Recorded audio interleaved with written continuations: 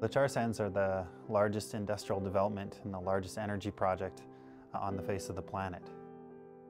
The tar sands are extracted either by creating vast open pit strip mines where everything above the earth soil, all the trees, all the habitat is scraped away. Rivers are diverted, wetlands are drained, and machines start to carve into the earth. The other method of extraction is deep in situ extraction. Natural gas or coal is used to superheat steam. It's pumped into the earth and it basically bakes the earth so that this very viscous substance called bitumen can be melted and then extracted. The tar sands are a very interesting example of end-to-end environmental degradation, whether it be excess use of water, whether it be toxic sludge that's out there affecting ecosystems, or whether it be greenhouse gas emissions. The tar sands use more water than a city of 2 million people, and soon will be more than a city of 5 million people. What it means is that we could see the complete collapse of two water systems, the Muskeg River system and the entire Athabasca River system, which is one of the largest river systems on the face of the planet.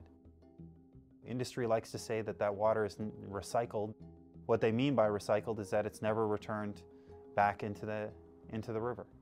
And so instead it ends up in these huge, vast, toxic tar pits or toxic lakes full of a variety of very dangerous and devastating chemicals. And the only thing that are keeping these vast toxic lakes back are earthen dams. Very clear evidence that the tailings ponds are leaking, and the government knows that they're leaking, and there's really nothing that you can do about it. Once it's in the groundwater, it's gone. If you continually put billions of liters of tailings into ponds every day, 1.8 billion liters per day, where's it going to go? It eventually, some of it has to leak.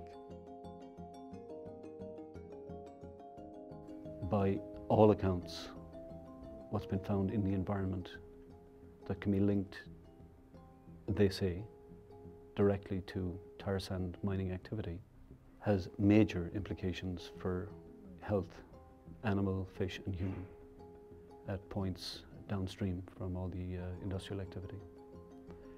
For Chip, of course, is at the receiving end of the Athabasca as it enters Lake Athabasca. The changes on our fish, they're getting to be more deformed. Before, there was no deformness on the fish. We're catching walleye with humpbacks, pushed-in faces, crooked tails on them. And the whitefish have big lumps, and the northern pike are starting to be deformed like the pickerel, with crooked tails and humpbacks. That never happened before, so there must be some kind of a deadly chemical that causes that. You know, we survive on those fish. We eat those fish daily. And we're losing so many people on cancer in this community the last few years, which never happened before. People used to die with old age in even our community. And now even young people are dying. When it's going to stop, you know? The government seems to be quite complicit in the sense that they're aware what's happening on a day-to-day basis, but they never actually enforce the regulations that they should be enforcing. It's not happened, and it won't happen probably until two things happen. One is the public is made fully aware of what's happening. I mean the world public, not just Albertans. And two, until we have a change of government. Because right now, what we have is a government that is basically industry's best friend. And they will not lift a finger that will do anything to harm industry in any way. There's a natural human resistance to not want change. People like to do what they've been doing yesterday.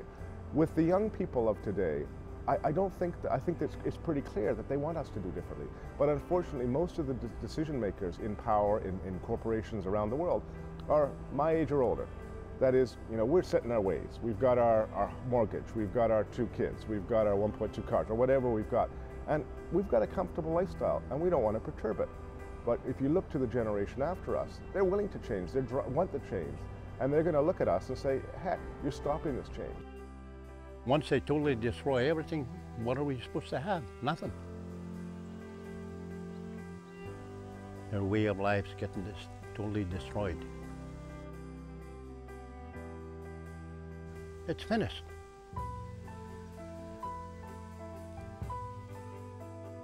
There's a saying, only when the last tree is chopped down, and only when the last fish is caught, and only when the last river is poisoned, only then they'll know that money cannot be eaten.